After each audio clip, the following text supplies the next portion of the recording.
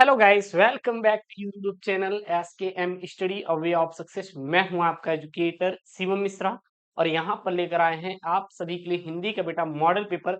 एकदम तगड़े वाले यहाँ पे प्रश्न है जो कि आपके direct to direct board exam में फंसेंगे। आपको पता होना चाहिए जो इसका पेपर है, ठीक है ना। आपके बोर्ड के एग्जाम 2025 का, 26 का, 24 का, 23 का, 22 का, 21 का, 19 का, इन सभी का अंशाल पेपर का पीडीएफ की किताब बिल्कुल फ्री में आपको दिया जा रहा है। सर कहाँ पे दिया जा रहा है? गूगल प्ले स्टोर से एसके मिशरी एप्लीकेशन डाउनलोड करिए, या फिर लिंक डिस्क्रिप्शन बॉक्स के अंदर मिल जाएगा। वहां से अनसॉल्व पेपर की सारी किताबें बिल्कुल फ्री में आप डाउनलोड कर सकते हैं, जिसका लिंक डिस्क्रिप्शन बॉक्स के अंदर बेटा मिल जाएगा। कोई इशू नहीं होना चाहिए। और ये जो अपना बेटा अपना मॉडल पेपर है वो हिंदी का है, बोर्ड परीक्षा 2027 के लिए। ध्यान दीजिएगा बेटा, कब का है बेटा? बोर्ड परीक्षा 2027 के लिए है। तो प्लीज आप इसे क्या करना, तैयार कर लेना। प्रिंटिंग थोड़ी मिस्टेक है यहाँ पे। ये आपका बेटा क्या रहेगा? पेपर कोड रहने वाला है। 100 नंबर का पूर्णांक रहेगा। पास होने के लिए मात्र 33 नंबर की जरूरत है। कितना बेटा? 33 नंबर चाहिए। और समय जो रहेगा 3 घंटे 15 मिनट का आपको बेटा दिया जाएगा। जो समय दिया जाएगा कितना दिया जाएगा? 3 घंटे 15 मिनट का समय दिया जाएगा। प्रारंभ के जो 15 मिनट मिलेंगे आपको बेटा वो मिलेंगे प्रश्न पत्र को पढ़ने के लिए। और इस प्रश्न पत्र में 2 खंड हैं। दोनों खंडों के सभी प्रश्नों का उत्तर देना क्या रहेगा आपके लिए? आवश्यक रहेगा।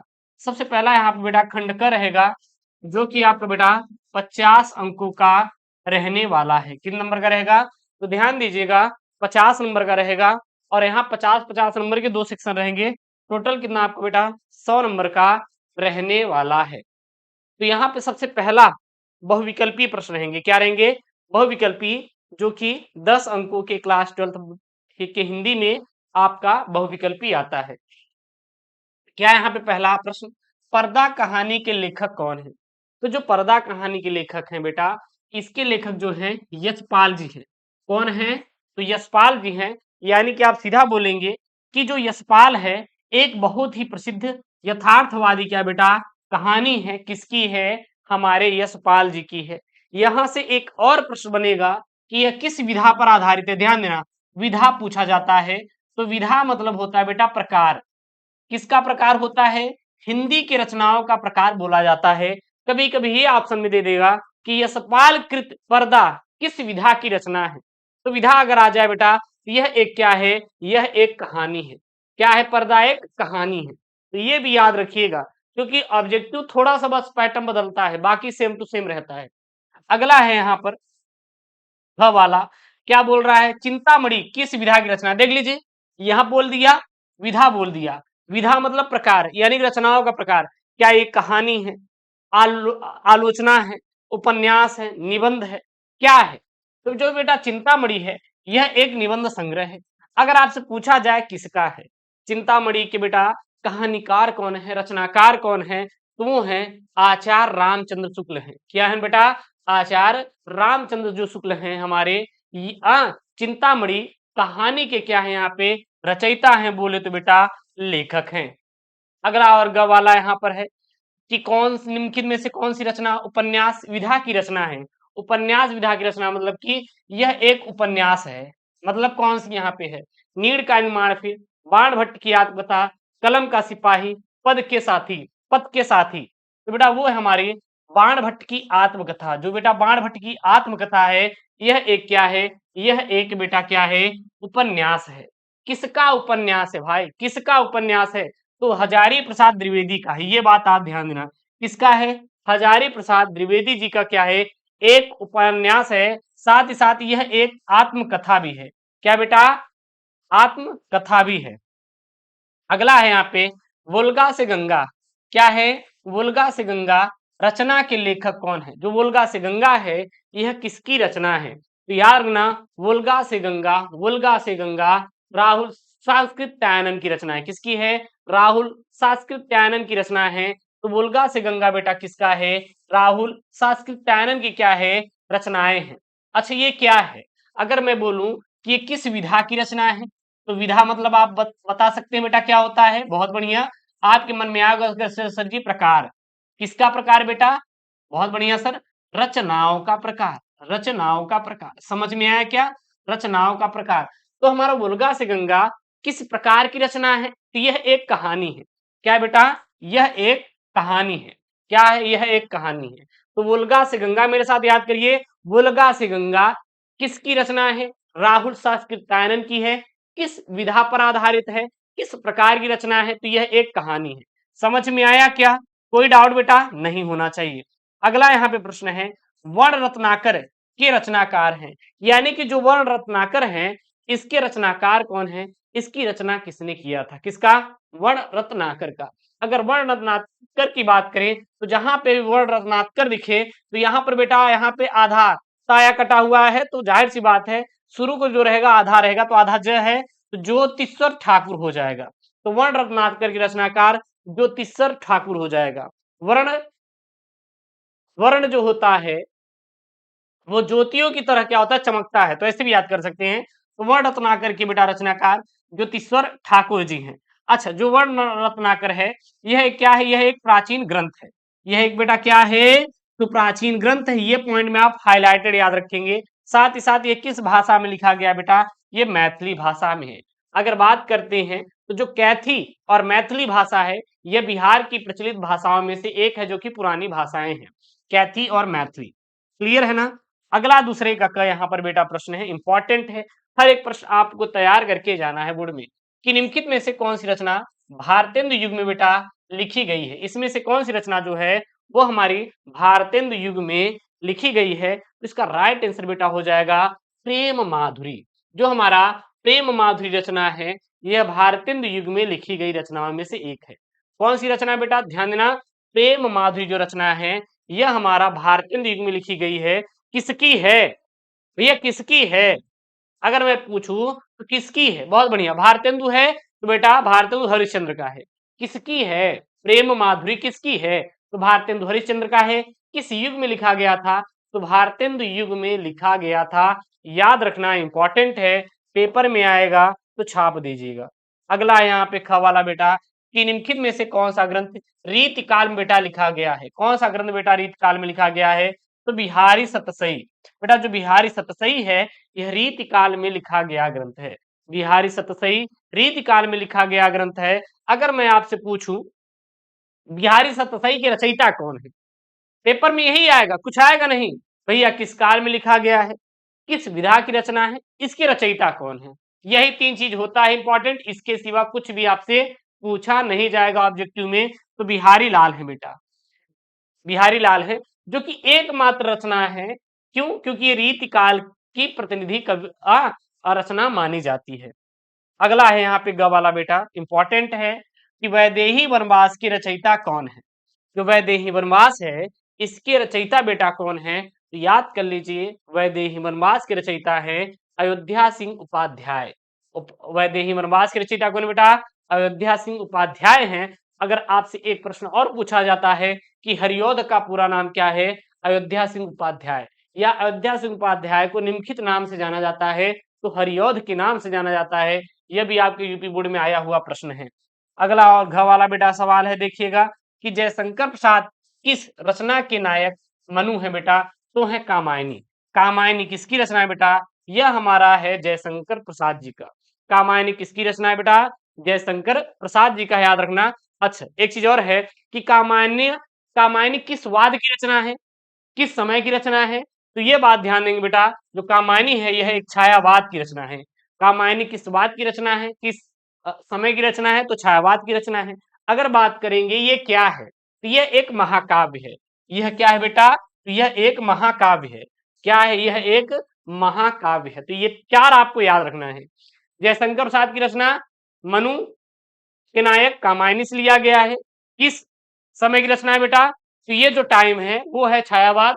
अच्छा, ये क्या है? तो बेटा यह एक महाकाव्य है, आप याद रखेंगे। क्लियर है ना? यहां तक क्लियर है? आगे चले बेटा, कोई दिक्कत नहीं होनी चाहिए, चलेगा। आगे चलते हैं। यहाँ पे अगला यहाँ पे क्या है, इनमें से कौन सी रचना छायावाद काल में रचित एक शोक गीत है? मतलब यहाँ बोला जाता है यहाँ पे चार रचनाएं हैं और इसमें से ऐसी कौन सी रचना है बेटा जो कि हमारी कब की है? छायावाद काल में रचित एक शोक गीत थी। तो बेटा था हमारा सरोज स्मृति थी। क्या थी? सरोज स्मृति किसकी है? तो सूर्यकांत त्रिपाठी निराला जी की है। किसकी है? सूर्यकांत त्रिपाठी निराला जी की है। उसके बाद बेटा ये गद्यांश है। क्या है ये? गद्यांश है। मैं आपको without pen and paper approach करना सिखा सकता हूँ इसको। क्या सिखा सकता हूँ बेटा? Without pen and paper approach करना सिखा दूंगा। कोई दिक्कत नहीं है सर, कोई दिक्कत नहीं है। देखिएगा, जब भी आपको बेटा गद्यांश दिखेगा तो सबसे पहले आप उस गद्यांश को पढ़िएगा। उसी गद्यांश में सारे प्रश्नों का उत्तर आपको दिखाई देगा। 10 नंबर का आएगा, 5 सवालें हैं, हर एक करके देंगे, कोई परेशान नहीं है। सबसे पहले बेटा गद्यांश पढ़िएगा। जो कुछ भी हम इस संसार में देखते हैं वह ऊर्जा का ही स्वरूप है। जैसे कि महर्षि अरविंद ने कहा है कि हम भी ऊर्जा के ही अंश हैं। इसीलिए जब हमने यह जान लिया कि आत्मा और पदार्थ दोनों ही अस्तित्व का हिस्सा हैं, तो वे एक दूसरे से पूरा तादात्म्य रखे हुए हैं, तो हमें यह एहसास हुआ कि भौतिक पदार्थों की इच्छा रखना किसी भी दृष्टिकोण से शर्मनाक या गैर आध्यात्मिक बात नहीं है। अब देखना, अगर आप बेटा किसी चीज की इच्छा नहीं रखेंगे तो क्या आप आगे बढ़ बढ़ पाएंगे? कभी नहीं। अगर जो वैज्ञानिक होती हैं बेटा, अगर वो किसी चीज की इच्छा नहीं रखेंगे तो क्या खोज कर पाएंगे? सर बिल्कुल भी नहीं खोज कर पाएंगे। यानी कि पदार्थों की इच्छा रखना किसी भी दृष्टिकोण से बेटा गैर आध्यात्मिक बात नहीं है। तो कुल मिला के यहाँ बात करेंगे बेटा वैज्ञानिक की। और वैज्ञानिक कौन है बेटा? वैज्ञानिक कौन है? सर एपीजे अब्दुल कलाम है। एपीजे हमारे अब्दुल कलाम जी हैं। तो सीधा बोल दीजिए कि ये कहाँ से लिया गया है? ये लिया गया है हमारा हम और हमारा आदर्श नामक पाठ से लिया गया है। और इसके रचयिता जो है एपीजे अब्दुल कलाम है। तो संदर्भ हमारा कंप्लीट हो गया क्या? संदर्भ हमारा कंप्लीट हो गया क्या, बताइएगा। अगला है रेखांकित अंश की व्याख्या। कुछ मत करना, जिसके नीचे बेटा लाइन खींचा गया है ना, आप उसी को बढ़ा चढ़ा के लिख देना, उसी को हो जाएगा बेटा रेखांकित अंश की व्याख्या। रेखांकित अंश की व्याख्या हम कुछ नहीं करना पड़ता, जिसके नीचे लाइन खींचा गया है आप उसी को बढ़ा चढ़ा के लिख देंगे, रेखांकित अंश की व्याख्या हो जाएगा। अगला यहाँ पे है महर्षि अरविंद के कथन का क्या आशय है, मतलब महर्षि अरविंद का कहना क्या था? तो महर्षि अरविंद का कहना यह था कि हम भी ऊर्जा के अंश हैं। यानी कि हम जो बने हुए हैं वो भौतिक पदार्थों से बने हुए हैं, एक ऊर्जा के टुकड़ों से बने हुए हैं। और आत्मा और पदार्थ दोनों ही अस्तित्व के हिस्से हैं और पूरे तादाद में रखे हुए हैं। और हमें यह भी एहसास होगा कि भौतिक पदार्थों की इच्छा रखना किसी दृष्टिकोण से गलत नहीं है। तो ये बना बना के लिख सकते हैं। अब कर लेंगे कि नहीं? कर लेंगे कि नहीं? अगला अच्छा एक कर लेते हैं। लेखक ने अस्तित्व का हिस्सा बेटा किसे माना है? जो लेखक हैं अस्तित्व का हिस्सा किसे माना है? तो अस्तित्व का जो हिस्सा माना है, आत्मा और पदार्थ जो दोनों ही अस्तित्व का क्या है? हिस्सा है। तो आत्मा और पदार्थ दोनों को लेखक ने अस्तित्व का हिस्सा माना हुआ है। क्लियर है? ठीक है सर। अगला यहाँ पे है पद्यांश। चलिए पद्यांश कर लेते हैं। ये भी 10 नंबर का आएगा। क्या है यहाँ पे? दुख की पिछली रजनी बीच विकसता सुख का नवल प्रभात, एक पर्दा यह झीना नील छिपाए हो जिसमें सुख गात। अर्थात जिस प्रकार घनी काली रात के बीतने के बाद नया और सुंदर सवेरा होता है, ठीक उसी प्रकार जीवन में दुख की घड़ी बीतने के बाद सुख का आना भी निश्चित है। और दुख की रात के बीच सुख का नया सवेरा विकसित होता है। यह दुख तो केवल एक महीने नीले पर्दे के समान है, जिस पर्दे के पीछे कोई सुंदर वस्तु छिपी रहती है। उसी प्रकार इस दुखी रूप नीले पर्दे के पीछे सुख का सुंदर शरीर छिपा हुआ है। अर्थात हम दुख से घबरा कर यह भूल जाते हैं कि इसके ठीक पीछे सुख खड़ा है। जैसे कि यह दुख का पर्दा हटता है, सुख अपने पूर्ण रूप में प्रकट हो जाते हैं। कोई दिक्कत नहीं होना चाहिए। प्रश्न है यहाँ पे, उपयुक्त पद्यांश का संदर्भ लिखिए। तो प्रस्तुत पद्यांश हमारी पाठ्य पुस्तक हिंदी के काव्य खंड में संकलित श्रद्धा मनु शीर्षक से उद्धृत है, लिया गया है। इसके रचयिता छायावादी युग के प्रवर्तक महाकवि जयशंकर प्रसाद जी हैं। अगला बेटा है रेखांकित अंश की व्याख्या। कुछ मत करना, जिसके नीचे लाइन खींचा गया है आप इसी को बढ़ा चढ़ा लिख देना, हिंदी लिख देना, काम खत्म। सुख की पिछली रजनी बीच विकसता सुख का नवल प्रभात, यानी कि यहाँ पे लिखेंगे, क्या लिखेंगे हम? श्रद्धा निराश मनु को समझाते हुए कहती है कि जिस प्रकार रात की कालिमा के बीच ही सुख का नया सूरज निकलता है, ठीक उसी प्रकार दुख की घनी काली रात के बीच ही सुख का नया सवेरा विकसित होता है। भाव यह है कि दुख के बाद सुख का आना निश्चित है, इसीलिए व्यक्ति को दुख से घबराना नहीं चाहिए। अगला है दुख और सुख का तुलना किससे की गई है? तो ध्यान देना बेटा, कवि ने दुख की तुलना काली रात से की है और सुख की तुलना जो है नए प्रभात यानी प्रातःकाल से की है।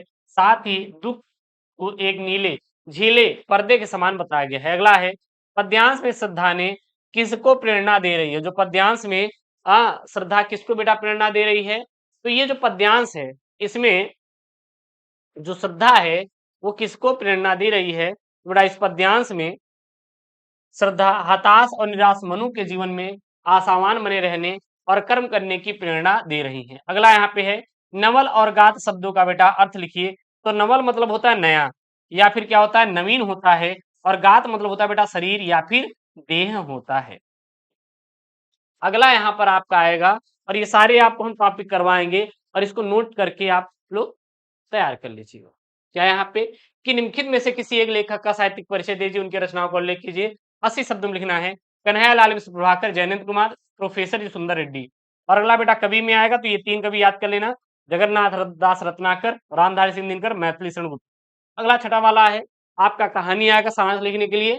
खून का रिश्ता अथवा पंचलाइट कहानी का सारांश अपने शब्दों में लिखिए, अधिकतम 80 शब्दों में, या फिर कर्मनाशा की हार या लाठी कहानी कथानक पर प्रकाश डालना है।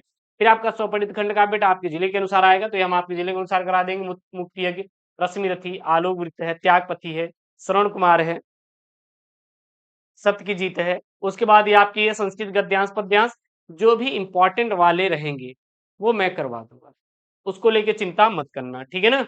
उसके बाद आ जाएंगे लोकोक्ति या मुहावरे, यार कर लोगे, इसको लेके परेशान मत होना, वन शॉर्टेड वीडियो आएगा। उंगली टेढ़ी करना, हवाई किले बनाना, उल्टी गंगा बहाना, गूलर का फूल होना, एक नहीं कर पाएंगे, कोई भी कर लेगा। गूलर का फूल होना मतलब कि अत्यधिक समय तक दिखाई ना देना। आप वाक्य प्रयोग में क्या लिखेंगे? काहो रमेश गूलर के फूल हो गए हैं, आजकल दिखाई नहीं दे रहे हैं, बस। बेटा गद्यांश सेम टू सेम आपके गद्यांश जैसा है, ये पढ़े कुछ मत करना, एक बार पढ़ेंगे और हम लोग इसी से निकाल के आंसर देंगे। इसको मैं आपको करना सिखा दूंगा। अगला यहाँ पे है शब्द युग में, जैसे मंदिर और मंदिर है। तो बेटा मंदिर मतलब क्या होता है? पूजा घर होता है। हाँ, मंदिर मतलब क्या होता है? पर्वत होता है, पर्वत और पूजा घर हो जाएगा। मनुज और मनोज, तो मनुज मतलब क्या होता है बेटा? मनुज मतलब और मनोज, तो मनोज का मतलब कामदेव होता है, मनोज मतलब मनुष्य होता है, तो आपका क्या हो जाएगा सवाला। अगला यहाँ पे शब्द हाँ, एक शब्दों के 2 अर्थ, अक्षत, राग, पानी, मुद्रा। तो मुद्रा मतलब क्या होता है बेटा? रुपया होता है, धन होता है, पैसा होता है। लिख दोगे यार। रास्ता दिखाने वाले को बेटा पथ प्रदर्शक बोलते हैं, बताइए कौन नहीं कर पाएगा? जो बूढ़ा ना हो बेटा उसे क्या कहते हैं? अजर बोलते हैं। अगला यहाँ पे निम्नलिखित शब्दों में से किस 2 वाक्य को शुद्ध करके लिखिए। तुम मेरे से बात मत करो, अरे मेरे नहीं होता बेटा, तुम मुझसे बात मत करो। घाव में दवा लगाओ, घाव पर दवा लगाओ, कृपया अनुग्रह करने की कृपा करें, मैं सकुशल पूर्वक हूं, तो ये तो सही ही है। अगला रस छंद अलंकार, ये बेटा तैयार कर लेना, बाकी मैं करवाऊंगा, इंपॉर्टेंट है। शांत रस अथवा करुण रस का स्थायी भाव के साथ उदाहरण लिखिए। संदेह अलंकार, भ्रांतिमान अलंकार, सनांतिमान अलंकार का आपको लक्षण सहित उदाहरण देना है। फिर यहाँ पे चौपाई अथवा सोटा छंद का मात्रा सहित उदाहरण आपको देना रहेगा, ये मैं आपको करवा दूंगा, इसको लेके परेशान मत होना। अगला है 13 नंबर वाला बेटा, छात्रवृत्ति हेतु खाता खोलने के लिए बैंक के शाखा प्रबंधक को एक आपको बेटा पत्र लिखना रहेगा। अगर वो नहीं आ रहा तो हमें आप ये कर सकते, बहुत प्यार समझिएगा। लिपिक पद पर नियुक्ति है तो समाचार पत्रों में प्रकाशित विज्ञापन के आधार पर माध्यमिक विद्यालय में प्रधानाचार्य को आवेदन पत्र लिखिए। और फिर आएगा निबंध लेखन, जो कि आपका 9 नंबर का रहेगा कि निम्नलिखित विषयों में से किसी एक पर अपनी भाषा शैली में निबंध लिखिए। क्या है? वर्तमान युग में तकनीकी एवं संचार माध्यमों का महत्व, मेरे प्रिय साहित्यकार, कृषक, जीवन की त्रासदी, राम राज्य और सांप्रदायिक सद्भाव। हाँ, तो ये आपका रहा बेटा क्लास 12 हिंदी का तगड़ा वाला गेस्ट पेपर। और जितने भी स्टूडेंट हैं प्लीज आप इसे तैयार कर लीजिएगा। किसी को कहीं से कोई डाउट हो तो कमेंट बॉक्स मेंशन कर देंगे और बता देंगे सर यहाँ से डाउट है, ताकि हम आपका बेटा डाउट दूर करें और उन डाउट को दूर करके आपके प्रश्नों का जवाब दे पाए। आई होप ये वीडियो पसंद आया होगा, सो प्लीज वीडियो को लाइक करिएगा, चैनल को सब्सक्राइब करिएगा। मिलते हैं नेक्स्ट वीडियो में, तो thank you, bye bye, love you all.